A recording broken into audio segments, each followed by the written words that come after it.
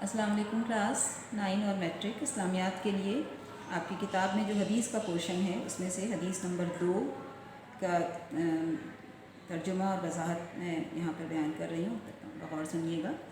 حدیث نمبر 2 دیکھیے کتاب میں ہے، طلب العلم فریضۃ علی کل مسلم۔ ترجمہ اس کا ہے، علم کی طلب ہر مسلمان مرد و عورت پر فرض ہے۔ آپ جانتے ہیں، اس سے پہلے بھی آپ علم کے بارے میں پڑھ چکے ہیں کہ علم کے معنی ہیں جاننا، سیکھنا، سمجھنا۔ مختلف طریقوں سے علم حاصل کرنا انسان کے اوپر اس حدیث کے پس منظر کے مطابق فرض قرار دیا گیا ہے۔ ظاہر ہے کہ علم وہ چیز ہے جو انسان کو فرشتوں سے اور دیگر تمام مخلوقات سے بلند مقام عطا فرماتی ہے، کیونکہ اللہ تعالیٰ نے جب حضرت آدم علیہ السلام کو بنایا اور فرشتوں کو حکم دیا کہ انہیں سجدہ کریں، تو فرشتوں نے سوال کیا کہ کس بنا پر یہ مٹی سے بنائی ہوئی مخلوق ہمارے لیے ہم سے بھی زیادہ افضل ہے، جبکہ ہمیں نور سے بنایا گیا۔ تو اللہ تعالیٰ نے فرمایا کہ ہاں، کیونکہ میں نے انہیں اسے علم عطا کیا ہے، تو اسی بنا پر انسان اشرف المخلوقات کہلایا ہے۔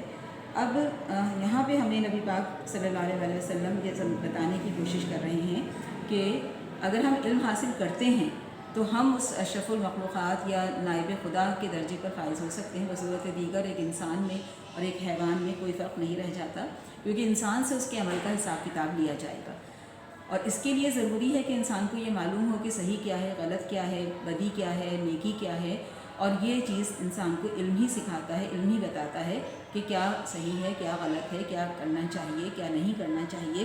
اس کے لیے دین کا علم بھی ضروری ہے اور دنیا کا علم بھی ضروری ہے۔ تو گویا کہ بغیر علم حاصل کیے ہم کسی بھی قسم کا مقام مرتبہ حاصل نہیں کر سکتے، نہ دینی اعتبار سے اور نہ ہی دنیاوی اعتبار سے۔ علم کی فضیلت کا اندازہ اس بات سے بھی لگایا جا سکتا ہے کہ اللہ تعالیٰ نے جو پہلی وحی نازل فرمائی اس کا پہلا لفظ ہے اقرا۔ اقرا یعنی پڑھ، اور اس میں قلم کا بھی ذکر کیا گیا، یعنی کہ پڑھنے کے ساتھ ساتھ لکھنا، کہ یہی دو بنیادی طریقے ہیں علم کو حاصل کرنے کے اور اس کو آگے بڑھانے کی۔ دوسری بات یہ ہے کہ انسان کے جو سب سے زیادہ بنیادی چیز جس پہ انسان کا حساب کتاب ہوگا وہ یہ کہ تقویٰ۔ جس قدر انسان میں تقویٰ ہوتا ہے، مسلمان میں تقویٰ ہوتا ہے، اتنا ہی زیادہ وہ برائیوں سے بچتا اور اچھے کام کرتا ہے، نیک کام کرتا ہے۔ لیکن تقوی کے لیے علم کا ہونا ضروری ہے، جیسے کہ ارشاد باری تعالیٰ ہے کہ اللہ کے بندوں میں سے اہل علم ہی اللہ سے ڈرتے ہیں، یعنی جب انہیں علم ہوگا کہ اللہ کے بارے میں اور اپنی حیثیت کے بارے میں، تو ہی وہ اللہ سے ڈریں گے، اس کے احکامات کی پیروی کریں گے۔ دوسری بات یہ ہے کہ علم مغفرت الہی کا ذریعہ ہے، یعنی کہ ہماری آخرت میں بخشش مغفرت اسی صورت میں ہوگی جب ہم نے نیک اعمال کیے ہوں گے، اور نیک اعمال کرنے کے لیے علم کا ہونا ضروری ہے۔ انسان کے دنیا میں اور دین میں اعلیٰ درجات بھی اس کو ملتے ہیں علم کی ہی وجہ سے۔ اللہ تعالیٰ نے جیسے فرمایا کہ اللہ ان سے ایمان والوں اور علم والوں کے درجات بلند فرماتا ہے۔ پھر یہ کہ حق و باطل میں فرق کرنے کے لیے بھی علم کا ہونا ضروری، جیسے میں نے پہلے کہا کہ صحیح اور غلط کیا ہے یہ ہمیں علم ہی بتاتا ہے۔ ارشاد باری تعالیٰ ہے کہ کیا جاننے والے اور نہ جاننے والے برابر ہو سکتے ہیں؟ یقیناً نہیں، نصیحت تو عقل رکھنے والے ہی قبول کرتے ہیں، یعنی عقل تو سب کے پاس ہوتی ہے، لیکن اس عقل کا استعمال ہمیں علم سکھاتا ہے، اور یہی ہمیں صحیح اور غلط کی تمیز سکھاتا ہے۔ اس کے علاوہ حدیث میں بھی اگر ہم دیکھیں تو علم کی بہت زیادہ فضیلت ہے۔ اس حدیث کے علاوہ بھی آپ صلی اللہ علیہ وسلم نے متعدد مقامات پر علم کی اہمیت کو واضح کیا، جیسے کہ آپ صلی اللہ علیہ وسلم دعا مانگا کرتے تھے کہ رب زدنی علما، کہ اے میرے رب میرے علم میں اضافہ فرما۔ آپ صلی اللہ علیہ وسلم نے فرمایا کہ علم کی فضیلت عابد پر ایسی ہے جیسی چاند کی فضیلت ستاروں پر، یعنی کہ ایک عبادت گزار بندے کے مقابلے میں ایک عالم کی حیثیت زیادہ بلند ہے، زیادہ بالا ہے۔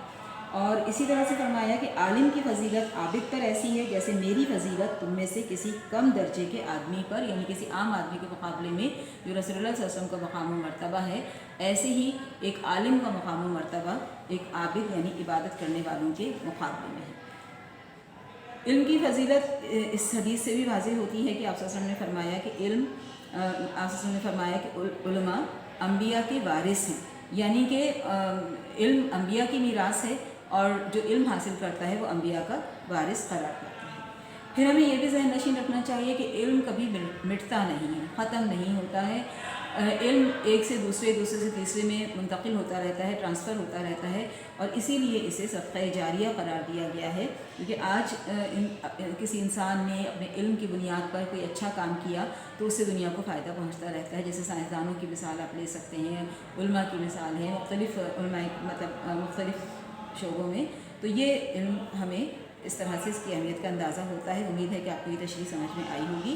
آپ یہ اس کا ترجمہ اچھی طرح سے اپنے نوٹس میں سے یاد کیجیے گا. اللہ حافظ.